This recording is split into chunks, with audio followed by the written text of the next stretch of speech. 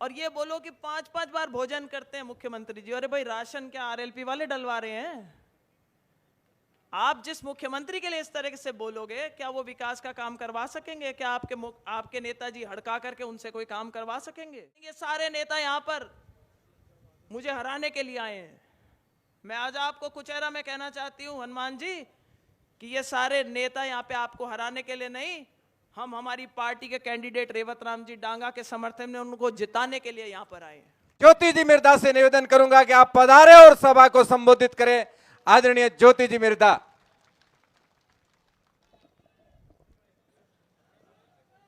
राम राम सा,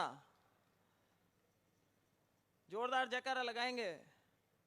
बोलो तेजाजी महाराज की, बोलो राम सा पीर की, बोलो करणी मात की, बोलो लक्ष्मीदास जी महाराज की, बोलो श्री आदे मात की, बोलो गुरु जम्बेश्वर भगवान की। और बाकी तो कोई नाराज हुए नहीं हुए। हमारे कुचेरा के बहुत ही सकड़ भैरू जी बाबा की अगर मैंने जय नहीं बोली तो भी रिचपाल जी साहब बोलवा दे देंगे। बोलो भैरू जी महाराज की और 33 करोड़ देवी देवताओं की। भाई देखो, आज मेरे गांव कुचेरा में आप लोग सब और हम सब नेता यहां मंच पर जो विराजमान हैं, रेवत डांगा जी के समर्थन में यहां पर सब कुचेरा में एकत्रित हुए हैं। मंच पर इस वक्त अभी बहुत हस्तियां आनी बाकी है, लेकिन हमारे बीच में कई मंत्रीगण, इधर से ही शुरू करूं तो हमारे विजय सिंह जी चौधरी साहब, झाबर सिंह जी खर्रा जी, सुरेश जी रावत साहब, सीआर जी चौधरी जी, रिचपाल जी मिर्धा साहब, हमारे पूर्व प्रधान मुंडवा के सुख जी साहब, हमारे जिला प्रमुख जी भागीरथ जी साहब, हमारे बीच में टीडवाना से प्रत्याशी रहे हमारे जीतू जी जोधा जी, भारतीय जनता पार्टी के जिला अध्यक्ष रामनिवास जी सांकला साहब, गजेंद्र सिंह जी खीमसर साहब अभी अभी मंच पर पधारे हैं, जितेंद्र जी गोठवाल जी, कानाराम जी पालियाल जी, अशोक जी सैनी साहब, सांवला जी, जोगिंदर जी भाई साहब। सम्मानित मंच कर दूं अगर इजाजत हो तो। भाई सम्मानित मंच, मेरे सामने उपस्थित पूरे खीमसर के और आसपास के क्षेत्रों से पधारे बड़े बुजुर्गों, नौजवान साथियों, अभी थोड़ी देर में मुख्यमंत्री जी हमारे बीच में आने वाले हैं और मैं चाहती हूं कि वो अपनी बात आप लोगों के बीच में ज्यादा देर तक रख सकें, क्योंकि सूर्यास्त होने के बाद हेलीकॉप्टर टेक ऑफ नहीं कर सकता। कार्यक्रम में झुंझुनू से आने में थोड़ी देरी हुई, तो हम लोगों ने बोला कि हम जो बोल सकते हैं ये पहले बोल लें। मुख्यमंत्री जी आएंगे, उसके बाद में रेवत जी और रिचपाल जी मिर्धा साहब और अपने प्रदेश अध्यक्ष जी और सीएम साहब अपना उद्बोधन देंगे। हम तो जगह जगह गए, गांवों में प्रचार करने के लिए भी पहुंचे, व्यवस्थाओं में भी लगे हुए हैं, लेकिन इस बार के इस चुनाव में माहौल अलग देखने को मिल रहा है। 2023 के चुनाव में सब अपने अपने चुनाव में व्यस्त हो गए थे।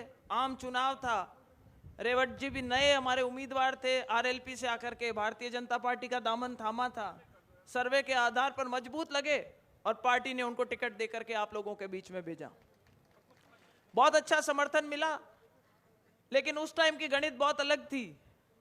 एक माहौल बना रखा था, हमारे नेताजी ने कहा मैं तीसरा मोर्चा हूं, राज कांग्रेस का बनो और बीजेपी का बनो, जब तक मेरे एमएलए का समर्थन नहीं मिलेगा तब तक राज नहीं बनेगा। इसलिए राज की कुंची मेरे हाथ में, और लोग भी बहकावे में आ गए और हो सकता है कई लोगों ने उस बहकावे में आकर के आरएलपी को वोट दे दिए। आज वो परिस्थितियां बदल गई, लोकसभा का चुनाव हुआ, थोड़े से वोटों से हम फिर रह गए, लेकिन जनता का समर्थन अपार मिला। आज गणित हमारे पक्ष में है, सरकार बन चुकी है, सरकार के कोई फर्क नहीं पड़ेगा, स्थिर सरकार है। अगले आने वाले 4.25 साल तक भजनलाल जी मुख्यमंत्री रहेंगे और सरकार भारतीय जनता पार्टी की रहेगी। अगर किसी का नुकसान हो सकता है, अगर किसी के लिए निर्णायक साबित हो सकता है ये चुनाव, तो वो है खींवसर की जनता के लिए। रेवत डांगा जी अगर जीतते हैं, जीत करके विधानसभा में पहुंचते हैं, तो चाहे राजस्थान की सरकार हो चाहे केंद्र की सरकार हो, इनका ज्यादा से ज्यादा लाभ अपने को मिल सकता है। और नागौर का आदमी जो है, नागौर का वोटर जो है, वो बहुत राजनीतिक दृष्टि से अग्रणी रहा है, बड़ा सोच समझ करके विवेक इस्तेमाल करके अपना वोट देता है। और खींवसर के इस चुनाव में तो मैं कहूंगी कि एक कुचेरा की एक अहम भूमिका रहने वाली है। यह पूरे विधानसभा का सबसे बड़ा क्षेत्र है और अपने आप में इतना सामर्थ्य रखता है कि वोटों की गिनती से किसी भी चुनाव का निर्णय जो है वो पक्ष में या विपक्ष में कर सकता है। इसलिए विशेष तौर से कुचेरा के मेरे भाइयों, आप लोगों से मैं आशा करती हूं कि आने वाली 13 तारीख को ज्यादा से ज्यादा वोट देंगे और रेवत डांगा जी को अपन जिताएंगे। कोई कहेगा ये रेवत डांगा जी का चुनाव नहीं है, ज्योति मिर्धा जी का चुनाव है, इसका चुनाव है, उसका चुनाव है। ऐसा नहीं है। मैंने मेरे नामांकन की भाषण में खास तौर से एक बात बोली थी, रेवत डांगा जी का चुनाव है, लेकिन ज्योति मिर्धा ये सोच करके चुनाव लड़ेगी कि उसका चुनाव है। इन दो बातों में बहुत फर्क है। विपक्ष प्रचार करने का मास्टर है और करता आया है इस तरीके का प्रचार। हर जगह उन्होंने क्या बोला, ये सारे के सारे जो नेता छोड़ करके गए, हम तो एक पौधशाला थे, सारे नेता हमने तैयार करे और छोड़ करके गए। गुड़गांव में मेरे पड़ोस में एक धनी लुगाई रहते थे जिनके 4 बेटे थे। मेरी शादी होकर के गई, वो बच्चे जवान थे, शादी नहीं हो रखी थी उन लोगों की। तो मेरे सामने देखते देखते उन चारों की शादी हुई।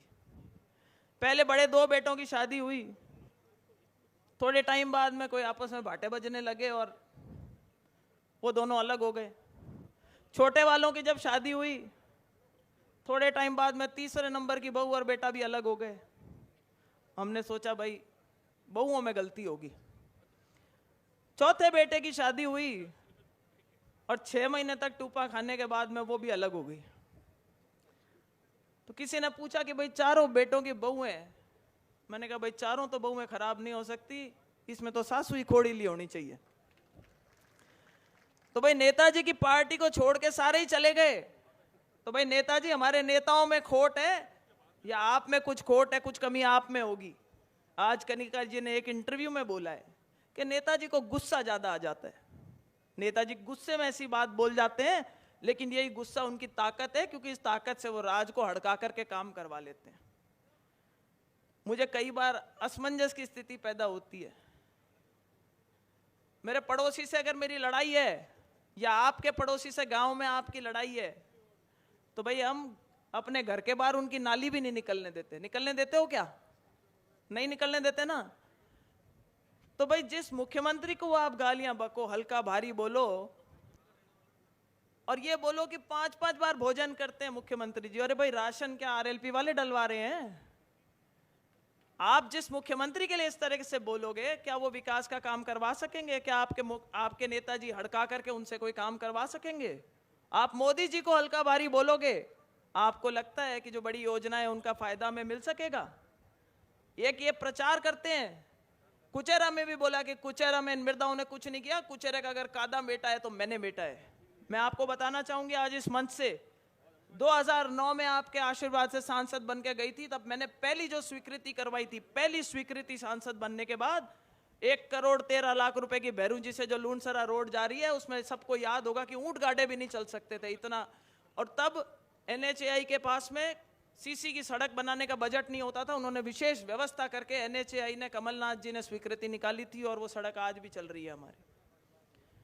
यहाँ पे जब कॉलेज आया तो कॉलेज की स्वीकृति करवाने वाले रिचपाल मिर्धा जी और विजयपाल मिर्धा थे कि गांव है साहब, यहाँ पे कॉलेज की स्वीकृति करो। नेताजी ने कह दिया कि साहब जीता हुआ तो मैं, यहाँ से स्वीकृति मैंने निकाली है। अगर कहीं कोई सड़कें बनती है, फेसबुक पे चढ़ा देते हैं और कहते हैं स्वीकृतियां मैंने निकाली है। अगर कोई ट्यूबवेल खुदते हैं तो स्वीकृतियां दिखा देते हैं कि ये मैंने निकलवाई है।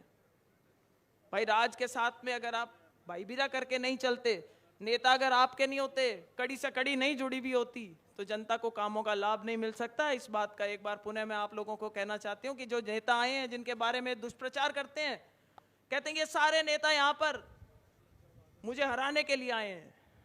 मैं आज आपको कुचेरा में कहना चाहती हूँ हनुमान जी कि ये सारे नेता यहाँ पे आपको हराने के लिए नहीं, हम हमारी पार्टी के कैंडिडेट रेवत राम जी डांगा के समर्थन में उनको जिताने के लिए यहाँ पर आए हैं।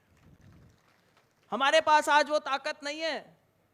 कि हम इनको अकेले जिता दें। वो ताकत तो जनता के पास में। आप लोग वोट देगो तो रेवत राम डांगा जो आज प्रत्याशी है वो प्रतिनिधि बन के विधानसभा में पहुंचेंगे, लेकिन जब वो विधानसभा में पहुंच जाएंगे उसके बाद में उनकी ताकत का क्या अंदाजा होगा, वो ये मंच देख करके आप लगा सकते हो। जो अलग अलग मंत्रियों ने यहाँ पे प्रवास करे, अलग अलग महकमों के मंत्रियों ने यहाँ प्रवास करे, विधायकों ने प्रवास करे, चाहे वो सामाजिक तौर पे करे हो और चाहे वो अपने क्षेत्र के हिसाब से करे हो, इन सब की ताकत, हम सब की ताकत रेवत डांगा जी के साथ में रहेगी, ताकि वो किसके काम करवा सके, हमारे नहीं, आप लोगों के काम करवा सके। इन नेता ने यहाँ पर क्या कर रखा है, कह तो दिया कि भाई ताकत मेरी है, आपकी ताकत आपके काम करवाता हूं। नेताजी का 10 लाख रुपए का बिजली का बिल 2018 से बाकी पड़ा है और नेताजी ने भरा नहीं है अभी तक। आपका किसी का अगर हो 5,000 का बिल बकाया हो ना तो कनेक्शन काटने वाले पहुंच जाते हैं। आपकी दी हुई ताकत का यह इस्तेमाल हो रहा है कि एक भाई का 10 लाख का बिल बाकी है, दूसरे भाई का 1.5 लाख का बिल बाकी है। यह आपकी ताकत पे अपना परिवार बढ़ाने का और अपनी राजनीति बढ़ाने का काम कर रहे हैं। हमेशा बोलते थे, परिवारवाद के खिलाफ बोलते थे, अरे इस कुचेरा गांव ने तो बड़े बड़े नेता दिए हैं, आप लोगों ने हमें इतना समर्थन दिया है, हमारे परिवारों को पहचान दी, हम तो ऋणी रहेंगे, हमेशा ऋणी रहेंगे इस गांव के, कि अगर कहीं भी खड़े हो जाते हैं देश में एक पहचान मिलती है कि कुचेरा वाले मृदा और मृदाओं वाला कुचेरा। तो भाई आपके मान सम्मान में कभी कमी नहीं आने देंगे। मेरी तरफ से और मेरे परिवार की तरफ से तो मैं यही आप लोगों को आश्वासन दिलाना चाहती हूँ। जोरदार माहौल है, लावणिया को टाइम है, हो सके भाई एक दिन खोटी होना पड़े पण खोटी हो जाए जो रा लावणी में लारे नहीं रहना है। रेवत डांगा जी का एको एक वोट होना चाहिए जो रेवत डांगा जी के खाता में पड़ना चाहिए। मैं कहूँ हपीड़ो बुलाई दीजिए एक जोरदार, और आगे रात जाने और मैं जाना कहीं करना और कहीं नहीं करना, था घना ही काम करा उनका प्रयास करा और अगला जगह एक टीम के हिसाब लागा। और नेताजी एक और क्यों भाई थाके गांव की बेटी हुई वास्ते कहूँ थाने क्यों कि भाई बुआ जी ने फूफा जी के फोड़ा पड़े फलका का कि बुआ जी ने हरियाणा पुगाए दो, क्यों कि कौन क्यों हमारे चुनाव में क्यों हुणियो भाई घनी चिंता लगी बुआ जी की। तो भाई आज बुआ ने भी चिंता लागे हमारे भाई की। ए टिंगरिया का यहाँ बार छोटा है, रोटी बाटी को हिसाब नहीं रही, जना मानसिक रूप और शारीरिक रूप कमजोर है जाई, है होमवर्क नहीं करी, पढ़ाई नहीं करी, स्कूल नहीं जाई, जना पढ़ाई में लारे रह जाए। तो भाई मारो तो इतो ही कहना है कि आपा ने बाके खानदान को ध्यान रखना है। तो बाबी ने तो टाबर रमाओ और नेताजी आपके बनियोड़ा ही है भैया, एमपी है कि नहीं है बनियोड़ा, सेवा करनी चाहिए जना कर सके कि कौन कर सके। तो भाई आपकी जगह आपकी सेवा कर ले और विधानसभा में माके रेवत डांगा जी ने जितार पुगाओ, जो रेवत जी आपके घड़े ही काम कराई, सीधा मिनक है तो दूजो चुनाव लड़े। नेताजी बहन क्यों नहीं एक भाषण में कि बदलियां बीजेपी के नेताओं कराए लीजो, डीजल ज्योति मृदाओं भराए लीजो और वोट मने आरएलपी ने दे दीजो। जना मैं भी एक कहनी चाहूँगा कि घना रुपया आयोड़ा है आजकल, तो भाई अगर कोई ने खर्चो पानी देवे तो भाई ले लीजो, पर वोट देवन की टाइम आए जना माके रेवत जी ने दे दीजो। आके नहीं तो सामान को नहीं अबार, गरीब आदमी है, साधारण व्यक्तित्व के धनी है और जनता के साथ में ऐसा जुड़ाव है कि भाई कहीं से ओढ़बा नहीं आने देंगे, इस बात का विश्वास आपको दिलाते हैं। और सभी नेता आज यहाँ पर आपको यही विश्वास दिलाने के लिए हाजिर हुए कि ज्यादा से ज्यादा वोट दो, जिता करके भेजो। और जिसको ये पर्ची की सरकार बोलते हैं, आपा कहीं कहवा कि माँ के भैरू जी को पर्चो भारी है, कहवा कि कौन कहवा जरा साबित हो जाए 23 तारीख का जना रिजल्ट आवे नहीं तो सगला ने ठाप पड़ जाएगी पर्ची की सरकार है कि पर्चा की सरकार है।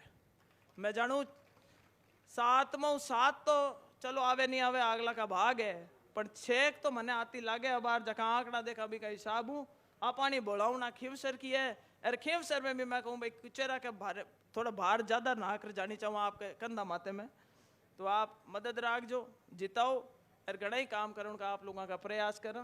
आई शब्दा के साथ आप बोलन को मौको दियो, माँ सगला की बातें सुनी भी के वास्ते आप सगला को बहुत बहुत आभार व्यक्त करता है। कर फेरूं आपने 13 तारीख की बुलावन देता आपको स्थान ग्रहण करूं और एक जोरदार जयकारो लगाए दीजो, सगला ने सुनी जानो चाहिए। बोलो भारत माता की, राम राम सब।